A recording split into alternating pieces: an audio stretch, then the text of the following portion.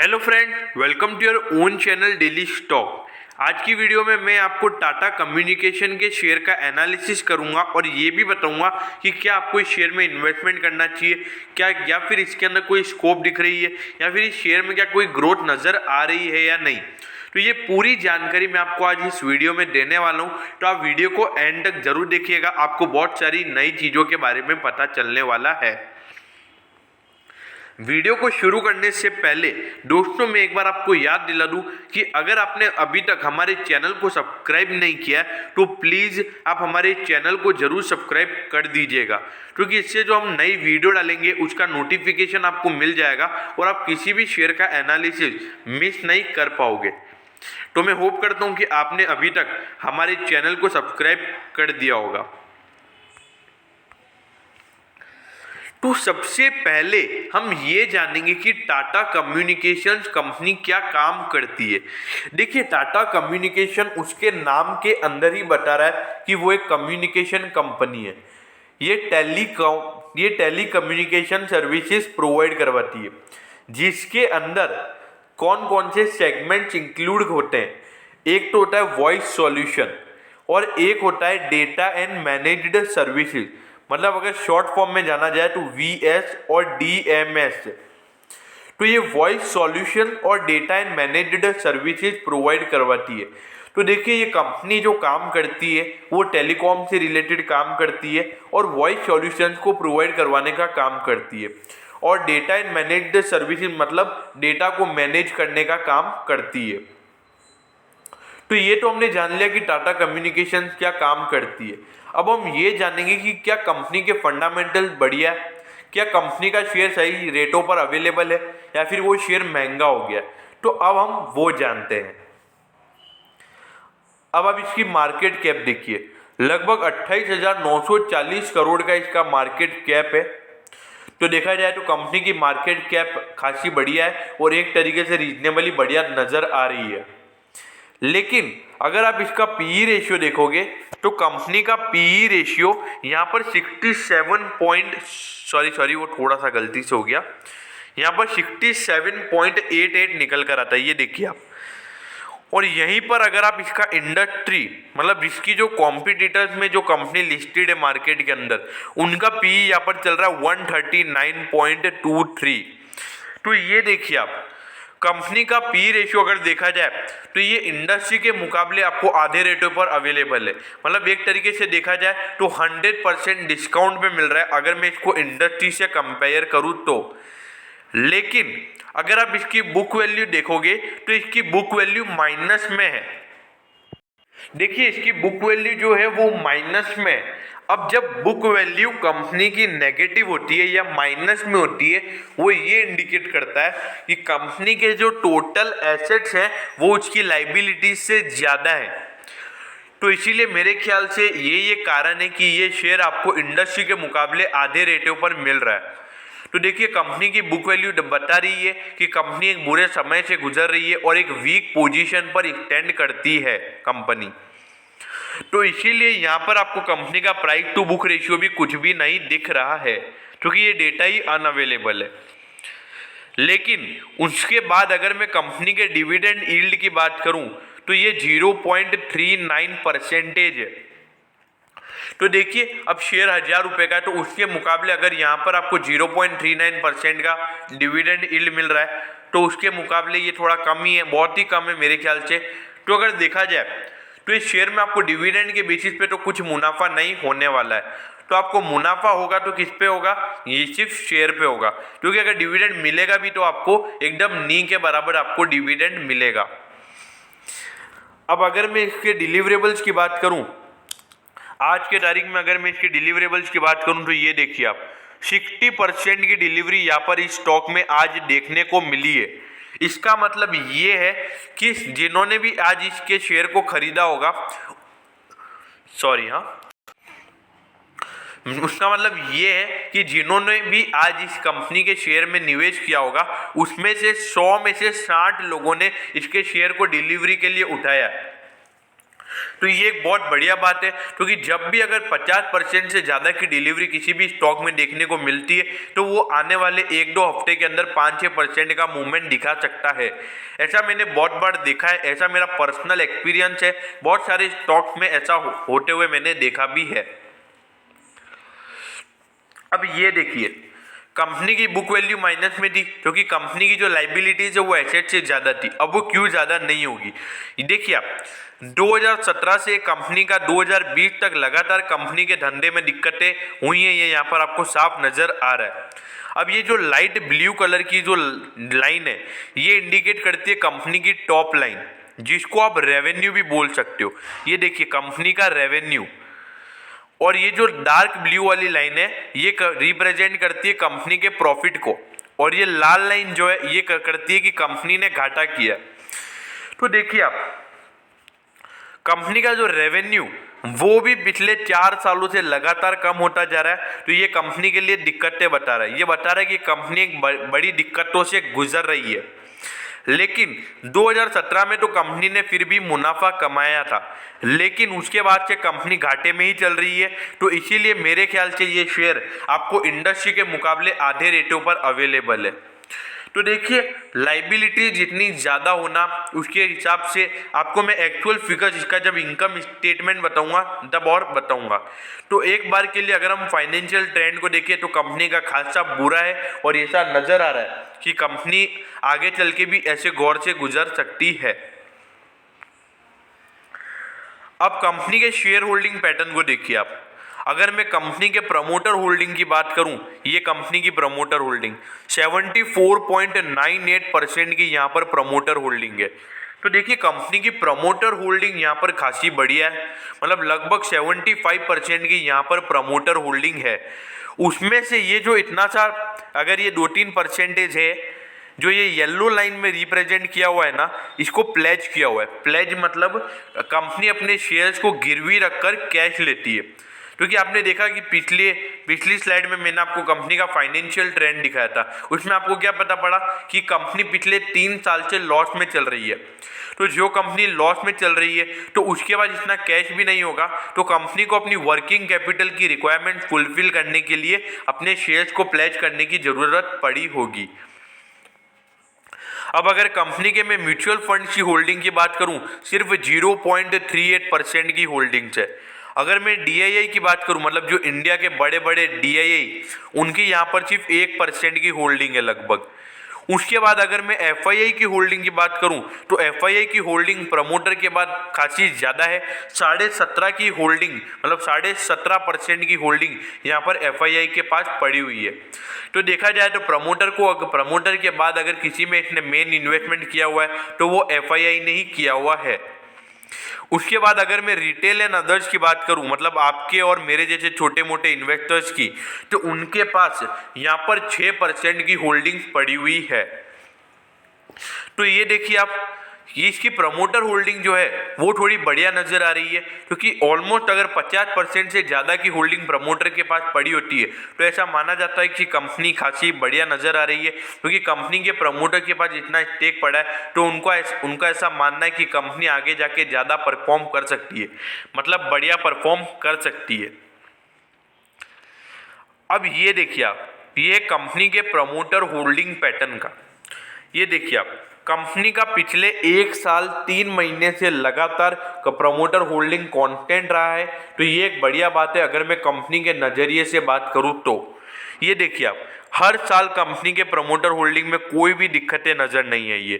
ये पिछले साल के जून से सितंबर तक का डेटा है। तो पिछले 1 साल 3 महीने से कोई भी मतलब प्रमोटर ने न तो अपने स्टेक को बेचा है और न ही खरीदा है।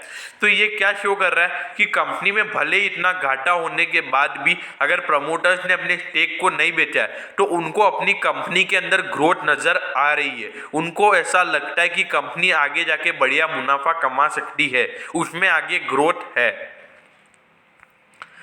अब यहाँ पर हम कंपनी के इनकम स्टेटमेंट को एक्चुअल फिगर से समझेंगे। ये देखिए आप, मार्च 2018 में कंपनी ने 17,031 करोड़ की कंपनी की टोटल इनकम थी, जिसको आप रेवेन्यू भी बोल सकते हो। फिर उसके बाद लगभग कंपनी की जो इनकम थी वो 500 करोड़ गिरकर 16,585 करोड़ हो गई। फिर उसके बाद ये फिर से लगभग 700 करोड़ बढ़ के 17,137 करोड़ हो गई। तो ये देखिए आप, कंपनी बढ़िया परफॉर्म कर रही है। सिर्फ मतलब अगर कंपनी के में मतलब टोटल इनकम को देखूं या फिर इसकी रेवेन्यू की बात करूं तो ये तो हर साल कांस्टेंट परफॉर्म कर रहा है और इसमें कोई भी दिक्कत वाली बात बढ़िया नजर नहीं आ रही है। देखिए 500 करोड़ की गिरावट को आप इतनी सी गिरावट नहीं बोलोगे। अगर कंपनी 17,000 करोड़ का कमा रही है, टर्नओवर है, तो ये कितना सा माइनस है, मतलब ये लगभग 5% का टोटल इनकम में गिरावट होना एक गिरावट नहीं होती है। फिर उसके बाद अगर मैं बात करूं तो एट दी एंड कंपनी ने 2019 में तो फिर भी मुनाफा कमाया था, लेकिन इस बार कंपनी ने घाटा किया 87 करोड़ का। और इसका कारण क्या है अब आप वो देखिए। देखिए 17,000 मतलब 17,137 करोड़ का कंपनी का टोटल इनकम था, जिसमें से लगभग 90% तो कंपनी के एक्सपेंसेस में ही चला गया। देखिए आपको पता होना चाहिए कि टाटा कम्युनिकेशन एक टेली कम्युनिकेशन सर्विसेज है, तो इसके अंदर टाइम से टाइम नए प्रोजेक्ट में पैसा लगाना पड़ता है। तो मेरे ख्याल से उसी के चलते कंपनी के जो एक्सपेंसेस है वो बढ़े हैं, उसी के चलते यहाँ पर आपको इतना ज़्यादा एक्सपेंस नज़र आ रहा है। तो ये मेरे ख्याल से आगे जाके फ्यूचर में आपको ये एक्सपेंसेस कम होते हुए नजर आएंगे और जो कंपनी की टोटल इनकम है उसमें आपको बढ़ोतरी होती हुई नजर आएगी और एट दी एंड कंपनी मोटा मुनाफा कमाएगी और उसी के चलते कंपनी का शेयर भी आपको बढ़िया रिटर्न दे सकता है। लेकिन इसमें एक फैक्टर है, वो है कंपनी का इंटरेस्ट पेमेंट वाला फैक्टर। आप देखिए 2018 में कंपनी ने 344 करोड़ का मुनाफा मतलब इंटरेस्ट पेमेंट किया था। फिर उसके बाद ये अगले साल 52 करोड़ का इंटरेस्ट पेमेंट कंपनी का बढ़ गया। फिर उसके बाद ये फिर से 74 करोड़ रुपए बढ़ गया है। तो मतलब हर साल लगभग मिनिमम 15% का यहाँ पर आपको इंटरेस्ट पेमेंट बढ़ता हुआ नजर आ रहा है। तो ये थोड़ी सी दिक्कत वाली बात है क्योंकि कंपनी का इंटरेस्ट पेमेंट खासा ज्यादा यहाँ पर नजर आ रहा है। अब अगर मैं बात करूं कंपनी के अर्निंग पर शेयर की, तो देखिए कंपनी पिछले 3 सालों से लगातार घाटा ही कर रही है। तो कंपनी का जो अर्निंग पर शेयर होता है वो कंपनी के नेट प्रॉफिट से निकलता है। तो अगर कंपनी घाटा करेगी तो सीधी सी बात है कि कंपनी आपको मतलब अर्निंग नहीं होगी कंपनी की। तो इसीलिए यहाँ पर जो अर्निंग पर शेयर है वो भी लॉस में ही है, मतलब नेगेटिव में ही है वो भी। अब अगर मैं कंपनी के बुक वैल्यू की बात करूं तो यहाँ पर आप देखिए 2018 में तो फिर भी कंपनी की जो बुक वैल्यू थी वो पॉजिटिव थी। फिर मैंने आपको क्या बोला कि कंपनी का इंटरेस्ट पेमेंट और ज़्यादा हो गया। तो इंटरेस्ट पेमेंट ज़्यादा हो गया मतलब कंपनी की लाइबिलिटीज और बढ़ गई। तो उसी के चलते यहाँ पर आप देखिए 6.18 रुपये नेगेटिव यहाँ पर कंपनी की बुक वैल्यू हो गई। फिर उसके बाद ये फिर से 44 रुपीज़ नेगेटिव हो गई है। तो देखा जाए तो कंपनी की बुक वैल्यू थोड़ी सी पुअर नजर आ रही है और इसका कारण यही है कि कंपनी के जो एसेट्स है वो खासे कम है और कंपनी की लाइबिलिटीज एसेट से कई ज़्यादा होती जा रही है। उसका असर आपको सीधा बुक वैल्यू पर नजर आ रहा है। लेकिन आप ये देखिए, भले कंपनी घाटे में है तो भी इसने पिछले 3 साल से लगातार डिविडेंड दिया है। तो ये एक बढ़िया बात है कंपनी के शेयर होल्डर के लिए, ये बढ़िया बात है। देखिए भले इसने क्या कहते हैं कि नी के बराबर डिविडेंड दिया, लेकिन एक तरीके से डिविडेंड देना बहुत बढ़िया बात होती है क्योंकि आजकल जब कंपनी घाटे में आती है तो वो डिविडेंड नहीं देती है। लेकिन यहाँ पर कंपनी ने घाटे में आने के बाद भी डिविडेंड दिया है, तो ये एक बढ़िया संकेत दिखाता है और ये बताता है कि कंपनी को अपने शेयर होल्डर्स के ऊपर पूरा मतलब वो भरोसा है और उनको मतलब पूरा वो अकाउंटेबल है, तो पूरे मतलब आंसरेबल है। वो चाहते हैं कि उनके शेयर होल्डर का एक भी पैसा डूबे नहीं। अब आप ये देखिए, भली कंपनी के धंधे में आपको दिक्कतें नजर आ रही है, एट दी एंड कंपनी का नेट प्रॉफिट कम जरूर दिख रहा है, लेकिन आप शुरुआत के मार्जिन रेशियो देखिए, इसको देख के आप मतलब है ना गैस कीजिए। 2018 में 15.93 करोड़ का कंपनी का ग्रॉस प्रॉफिट मार्जिन परसेंटेज था। फिर उसके बाद यहाँ पर आपको 1% की बढ़ोतरी देखने को मिली। फिर उसके बाद सीधा 3% की लगभग यहाँ पर आपको बढ़ोतरी देखने को मिली है। तो देखिए कंपनी का जो ग्रॉस प्रॉफिट मार्जिन परसेंटेज यहाँ पर आपको दिख रहा है पिछले 3 साल से लगातार ग्रो कर रहा है, वो बता रहा है कि कंपनी का धंधा बढ़ रहा है। और बात यहीं पर ख़त्म नहीं हो जाती है, फिर उसके बाद आप ये देखिए ऑपरेटिंग मार्जिन को देखिए। कंपनी का ऑपरेटिंग मार्जिन 2018 में था 4.56, फिर 2019 में हल्का सा गिरा, मतलब 0.10%, लेकिन उसके बाद फिर से 1.40% यहाँ पर कंपनी का ऑपरेटिंग मार्जिन परसेंटेज बढ़ा है। तो देखिए ये दोनों मार्जिन रेशियोज क्या बता रहे हैं कि कंपनी के सेल्स में कोई दिक्कतें नहीं है। जो दिक्कत है वो एट दी एंड कंपनी का जो धंधा बढ़ाने में कंपनी का जो एक्सपेंस लग रहा है उसी के चलते यहाँ पर एट दी एंड कंपनी घाटे में आ रही है। अब आप ये देखिए 1.84% का 2018 में था, फिर कंपनी ने माइनर सा मुनाफा कमाया था तो 0.42% हो गया, और फिर ये फिर से गिर के हो गया 0.50%। अब आप at the and net profit margin percentage से अगर गैस करोगे तो आपको क्या लगेगा कि कंपनी बुरी है, लेकिन आप ऊपर के दोनों रेशियोज देखिए, ये बताता है कि कंपनी में ग्रोथ है, ये बता रहा है कि आगे जाके कंपनी एक मोटा मुनाफा कमाएगी, तब उसके थोड़े से एक्सपेंसेस कम हो जाएंगे, मतलब जब उसके प्रोजेक्ट आगे जाके फ्यूचर्स में कम हो जाएंगे, फिर उसके बाद कंपनी जो इनका प्रोजेक्ट पे भी काम चल रहा है उससे उसको एक अच्छा खासा रेवेन्यू मिलने लग जाएगा, फिर कंपनी को एक मोटा मुनाफा होगा। अब आप ये देखिए कंपनी के रिटर्न ऑन इक्विटी परसेंटेज को, ये देखिए 2018 में तो 65% का था, फिर उसके बाद तो ये डेटा ही अनअवेलेबल हो गया है। तो देखा जाए तो कंपनी का रिटर्न ऑन इक्विटी परसेंटेज खासा पुअर है, मतलब ये तो अब रिटर्न ऑन इक्विटी परसेंटेज तो निकलता ही नेट प्रॉफिट से ही। तो नेट प्रॉफिट आपको पता ही है कि कंपनी घाटे में, लेकिन उसका रीजन मैंने आपको बता दिया। देखिए कंपनी के प्रोजेक्ट चल रहे हैं, उसके चलते कंपनी उस पर खर्चा कर रही है ताकि आगे फ्यूचर में कंपनी को ज़्यादा अच्छा मोटा मुनाफा होगा, क्योंकि उन प्रोजेक्ट खत्म होने के बाद जब उस प्रोजेक्ट से रेवेन्यू मिलेगा कंपनी को तो उस समय कंपनी मोटा मुनाफा कमाएगी, और ये रिटर्न ऑन इक्विटी परसेंटेज आपको लगभग 10% होता हुआ नजर आएगा। लेकिन अगर मैं इसके आरओसी की बात करूं, देखिए आरओसी में इंटरेस्ट इंक्लूड नहीं होता और टैक्स इंक्लूड नहीं होता है, तो उसी के चलते आप देखिए आरओसी भी बता रहा है कि कंपनी में ग्रोथ है। ये देखिए 2018 में 7.38% का रिटर्न ऑन कैपिटल एम्प्लॉयड था, फिर उसके बाद भले थोड़ी सी माइनर सी गिरावट जरूर थी, लेकिन उसके बाद फिर से 3% की बढ़ोतरी आपको यहाँ पर आरओसी में देखने को मिली है। तो ये क्या बता रहा है कि कंपनी में ग्रोथ है, कंपनी के सेल्स में ज़्यादा दिक्कतें नहीं है, थोड़ी दिक्कतें इंटरेस्ट पेमेंट में है और थोड़ी दिक्कतें हैं अपने एक्सपेंसेस में।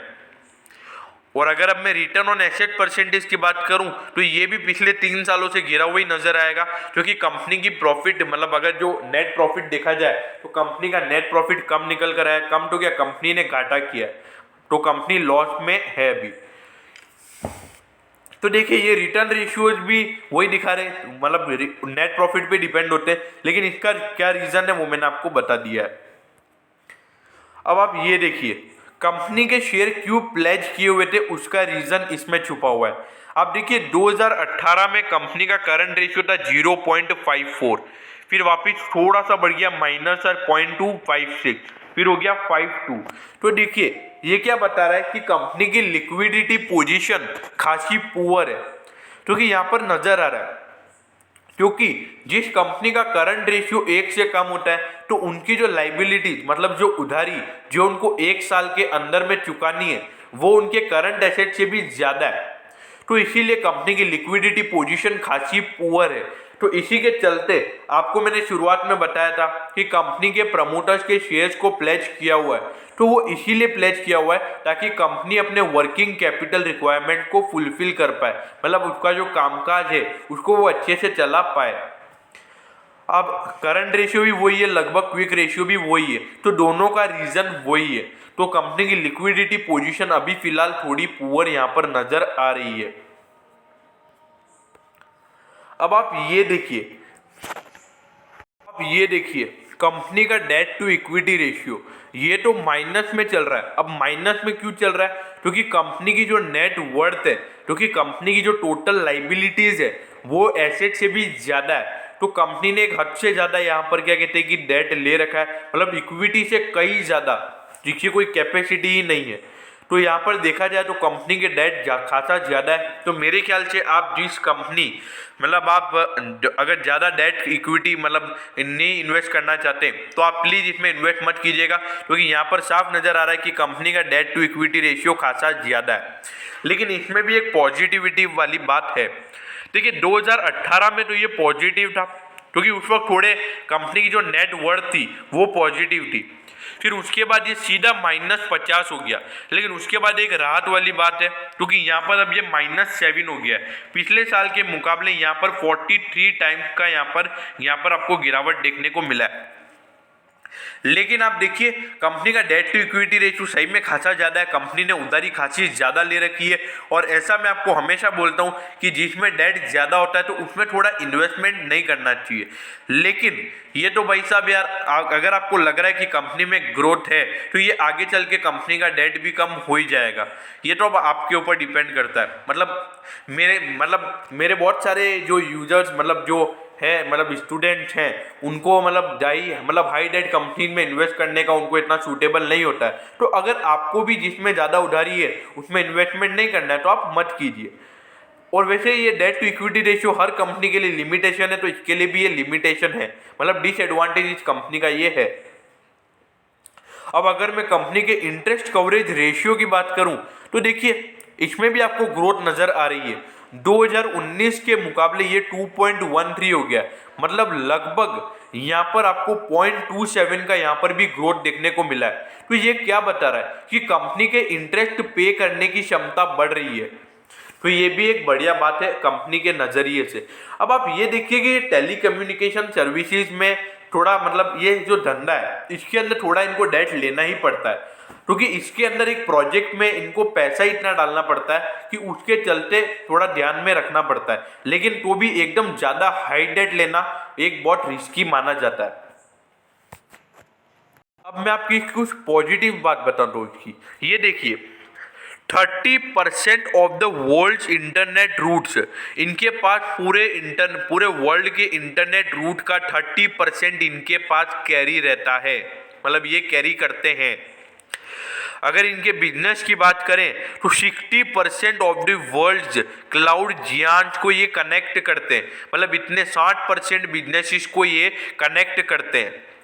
और अगर 50+ इनकी एंटिटीज है पूरे अगर ग्लोब की बात की जाए तो। अब आप ये देखिए इस शेयर में आपको इन्वेस्टमेंट करना है या नहीं, अब हम ये जानते हैं। देखिए शेयर अभी चल रहा है 1027.95 पैसे पे और लगभग आज ये 0.73% गिरा, लगभग आधे से 1% ये शेयर गिरा। तो देखिए इसका अगर ऑल टाइम हाई देखा जाए तो 1104 का इसका ऑल टाइम हाई है। तो 1104 से ये 1027, ये लगभग आपको क्या कहते हैं कि 8% डिस्काउंट पे मिल रहा है इसके ऑल टाइम हाई से। तो देखिए कंपनी ज़्यादा हाई डेट कैरी करती है। अगर आप हाई डेट कंपनी में इन्वेस्टमेंट नहीं करना चाहते तो आप इस कंपनी में इन्वेस्टमेंट मत कीजिए, फुली कंपनी को अवॉइड कीजिए। अब देखिए टाटा कम्युनिकेशन, अब देखिए इस कंपनी के अंदर मेरे ख्याल से आगे फ्यूचर में इसमें ग्रोथ जरूर है, क्योंकि कंपनी के सेल्स पे मेरे को इतनी दिक्कतें नजर नहीं आ रही है। कंपनी के प्रोजेक्ट में पैसा लगा हुआ है, तो मेरे ख्याल से इसमें इन्वेस्टमेंट करना चाहिए। और जो आने वाले 5 साल अगर अगले साल कंपनी का डेट टू इक्विटी रेशियो जो भी नेगेटिव चल रहा है, मैं एक बार मार्च 2021 तक का वेट करूंगा, तब देखूंगा कि इसका जो डेट टू इक्विटी रेशियो है वो अगर पॉजिटिव में आ जाता है एक बार, तो फिर मैं इसमें इन्वेस्टमेंट करूंगा, क्योंकि मैं भी हाई डेट कंपनीज में बिल्कुल भी इन्वेस्टमेंट नहीं करता हूँ। तो देखिए कंपनी में ग्रोथ जरूर है, इसमें कोई भी दो राय वाली बात नहीं है। ये न्यूज़ के बेसिस पे स्टॉक चलने वाला बहुत है। अगर इसमें कोई भी एक पॉजिटिव न्यूज़ आएगी तो आराम से आपको ये 5-10% देखता हुआ मिल सकता है। अब देखा जाए अगर आप इसमें लॉन्ग टर्म इन्वेस्टमेंट में अगर आप इसमें एक अच्छा खासा लॉन्ग टर्म के बेसिस पे पैसा डालना चाहते हैं तो इसमें पैसा नहीं डालना चाहिए मेरे ख्याल से, तो क्योंकि ग्रोथ भले है कंपनी के अंदर, लेकिन अगर मार्च 2021 तक कंपनी का डेट टू इक्विटी रेशियो अगर पॉजिटिव नहीं होता है तो मेरे ख्याल से कंपनी में फिर भी पुअर परफॉर्मेंस चल रहा है और मेरे ख्याल से आपको इस कंपनी को अवॉइड करना चाहिए। और मेरे ख्याल से 90% तो मैं भी इस कंपनी को अवॉइड ही करूंगा और आपको भी ये सलाह देता हूँ कि इस कंपनी को आप अवॉइड करें। अब देखिए ये मेरा ओपिनियन है, अगर आप भी शेयर का एनालिसिस कीजिए, आपको कैसी लग रही है कंपनी, उसके बाद आप इन्वेस्टमेंट का डिसीजन लीजिए। सिर्फ मेरे कहने पे आप इस कंपनी को इग्नोर मत कीजिएगा। और हाँ प्लीज, अब मैं कोई भी शेयर कभी सजेस्ट करता हूँ तो अपने फाइनेंशियल एडवाइजर से पूछ के आप है ना क्या कहते हैं कि इन्वेस्टमेंट किया करें, क्योंकि क्या कहते हैं कि मैं मेरा ओपिनियन देता हूँ और इसमें मैं बायस भी हो सकता हूँ। तो मैं होप करता हूँ कि आपको टाटा कम्युनिकेशन के शेयर का एनालिसिस अच्छा लगा होगा। और अगर आपको एनालिसिस अच्छा लगा हो तो आप कमेंट सेक्शन में ज़रूर बताइएगा। और अगर आपको किसी और शेयर का एनालिसिस भी चाहिए हो, मतलब अगर कोई आपकी फेवरेट कंपनी हो, तो आप उसके रिगार्डिंग भी कमेंट कर सकते हो, मैं उसके लिए भी वीडियो लेकर आ जाऊँगा। और अगर आपको वीडियो अच्छी लगी हो तो प्लीज़ आप वीडियो को लाइक कर दीजिएगा और अपने दोस्तों के साथ शेयर करना मत भूलिएगा, क्योंकि इससे मुझे मोटिवेशन मिलता है कि मैं आपके लिए और ऐसी वीडियो ला सकूं। Okay, thank you.